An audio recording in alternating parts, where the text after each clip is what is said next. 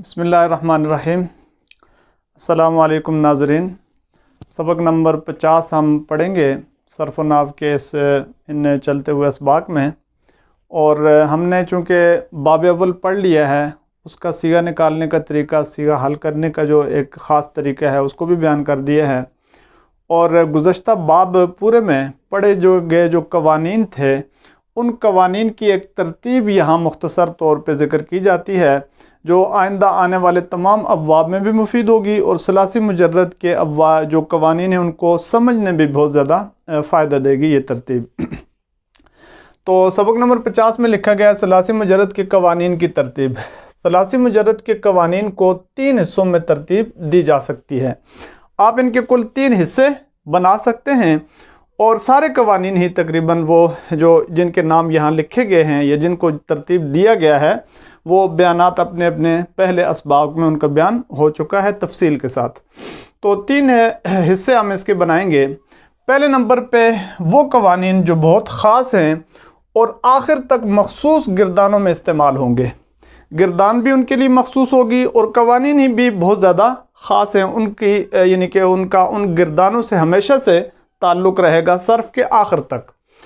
ان قوانین میں جو خاص بھی ہیں اور آخر تک مخصوص گردانوں میں استعمال ہوں گے 3 طرح کے قانون ہیں۔ اس میں ظرف کا قانون، امر حاضر معلوم کا قانون، نون عرابی کا قانون۔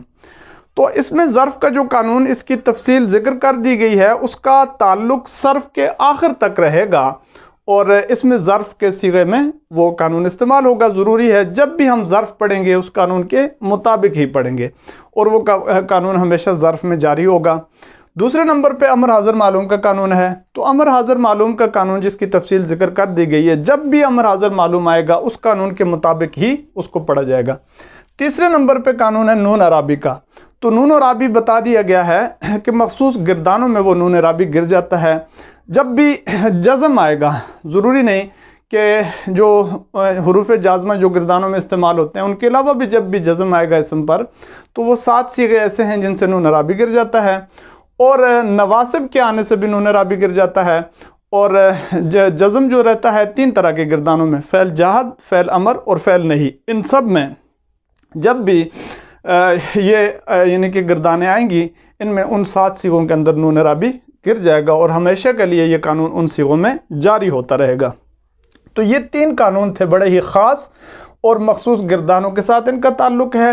صرف کے آخر تک یہ قوانین چلیں گے۔ ظرف کا قانون ظرف میں، اور امر حاضر کا قانون امر حاضر میں، اور نون عرابی کا قانون بظاہر تو اور جگہوں میں بھی استعمال ہو سکتا ہے، لیکن گردانوں کے اندر فعل جہد، موقت بالن ناصبہ، اور اسی طریقے سے فعل امر اور فعل نہیں، ان میں نون عرابی کے قانون کا استعمال ہوتا رہے گا۔ دوسرے نمبر پہ وہ قوانین جو مخصوص صیغوں میں آخر تک استعمال ہوں گے، وہ کچھ 3-4 طرح کے قوانین ہیں جو مخصوص صیغوں میں جن کا استعمال ہوگا اور صرف کے آخر تک ان کا استعمال رہے گا۔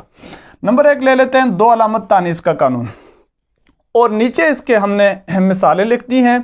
ان مثالوں کے اندر 2 علامت تانیث کا قانون ہمیشہ استعمال ہوتا رہے گا۔ 3 مثالیں ہیں۔ ضربنا کا صیغہ، جب بھی یہ صیغہ آئے گا فعل ماضی معلوم و مجہول، معلوم میں استعمال ہوگا تو جاری ہوگا، تو مجہول میں بھی ہو ہی جائے گا معلوم کے لحاظ سے۔ بہرحال فعل ماضی میں جب بھی یہ صیغہ آئے گا یہاں 2 علامت تانیث کا قانون جاری ہوگا۔ یہ اصل میں ضربت نہ تھا، تا گر گئی تو ضربنا رہ گیا۔ ضارباتن کا صیغہ جب بھی آئے گا اس میں فاعل اور اس میں مفعول میں جمع مؤنث سالم کا جو صیغہ ہوگا، اور اسی طریقے سے اس میں مفعول میں بھی، ان میں جب بھی یہ صیغے سامنے آئیں گے تو یہاں یہ قانون جاری ہوا ہوگا۔ ضارباتن اصل میں تھا ضاربتاتن، مضروباتن تھا اصل میں مضروبتاتن، تو ایک تا یہاں سے حذف ہوئی ہے۔ قانون کی تفصیل ہم نے وہاں ذکر کر دی ہے۔ دوسرے نمبر پہ ہے الف مکسورہ کا قانون۔ تو الف مکسورہ کا قانون 2 ہی صیغوں میں ہمیشہ سے جاری رہے گا۔ ہم نے اس کی مختصر سی ایک شک ذکر کی تھی کہ اس شک کے مطابق الف مکسورہ تثنیہ اور جمع مؤنث میں جائے گا جب، تو یا مفتوحہ سے بدل جائے گا۔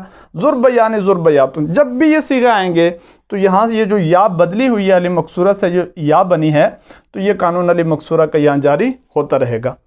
اگلا قانون ہے مدہ زائدہ کا، بڑا ہی خاص قانون ہے، اور اس کے لیے 3 صیغے ہیں۔ انہی 3 صیغوں میں ہمیشہ صرف میں آپ دیکھیں گے تو یہ قانون استعمال ہوگا۔ زوارب، زویرب و زویربتن، یہ زاربن اور زاربتن سے بنتے ہیں، تو الف مدہ زائدہ اسم میں دوسری جگہ ہے تو ان میں آ کے واو مفتوحہ سے بدل جاتا ہے۔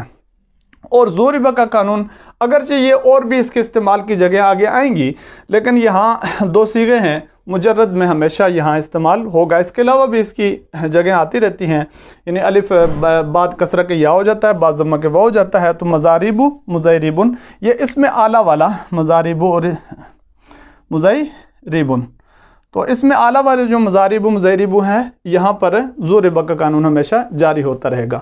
تو یہ ہم نے دوسری ترتیب بیان کی ہے کہ وہ قوانین جو مخصوص صیغوں میں آخر تک استعمال ہوں گے اور ان صیغوں میں یہ قوانین استعمال ہوتے رہیں گے۔ تیسرے نمبر پہ آ جائیں تو وہ قوانین جن کا استعمال عمومی ہوگا۔ یہ مثالیں ہم اوپر سے چونکہ نیچے لکھ دی ہیں، جگہ وہاں لکھ نہیں سکے، بعد میں لکھی ہیں، تو اوپر سے نیچے یہ مثالیں، ان کا تعلق 2 نمبر ترتیب سے ہے، 3 نمبر سے نہیں ہے، اس وجہ سے لائن لگا دی گئی ہے۔ 4 قوانین تھے تو 4 لائن ہیں، ان کے نیچے مثالیں ذکر کر دی ہیں۔ تو بہرحال تیسرے نمبر پہ ترتیب کے لحاظ سے وہ قوانین ہیں جن کا استعمال عمومی ہوگا۔ تو عمومی استعمال والے قوانین یہ ہیں۔ الف لام کا قانون یہ بہت ہی عام ہے، جب بھی الف لام آئے گا تنوین ہٹ جائے گی، تو یہ اس کا استعمال عمومی ہوتا ہے۔ شمسی قمری کا قانون ہم نے قانون پہ بات کر دی ہے کہ کچھ قوانین جو حروف شمسی ہیں، کچھ حروف قمری ہیں، تو ان کی اپنی اپنی ترتیب کے لحاظ سے جو لام تعریف کا ہوتا ہے وہ کبھی اس کو آپ ظاہر کر کے پڑھتے ہیں، کبھی ظاہر کر کے نہیں پڑھتے۔ شمسی قمری کا قانون بہت ہی عمومی قانون ہے۔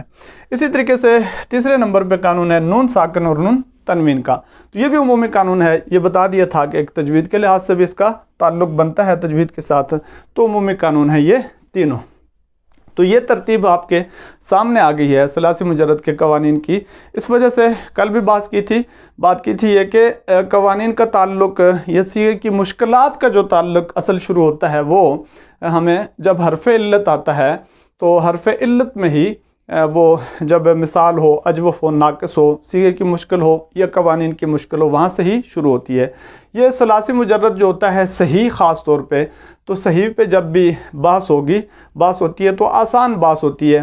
اس وجہ سے قوانین کو میں نے خاص طور پہ ایک خاص ترتیب سے لکھ دیا ہے کہ اس ترتیب کو مد نظر رکھ کے یہ قوانین سمجھے بھی جا سکتے ہیں، ان کا استعمال کا طریقہ بھی معلوم ہو سکتا ہے کہ کس طریقے سے یہ قوانین استعمال ہوتے ہیں، کس طریقے سے یہ قوانین جاری ہوتے ہیں۔ تو اس لحاظ سے ہم نے 3 حصوں میں ان کو تقسیم کر کے ایک خاص بحث مکمل کر دی ہے، اور یہاں پر سبق نمبر 50 میں ہم یہ جو ہم نے شروع کیا تھا اسباق جب سے شروع کیے تھے، تو ایک خاص ترتیب تک ہم پہنچ چکے ہیں۔ اب انشاءاللہ کل سے ہم ثلاثی مجرد کے جو دیگر ابواب ہیں ان کو ذکر کریں گے، اور بہت ہی مختصر طریقے سے ان کو ذکر کر کے آگے نکل جائیں گے۔ اب تک کے لیے یہ کافی ہے۔ السلام علیکم ورحمۃ اللہ وبرکاتہ۔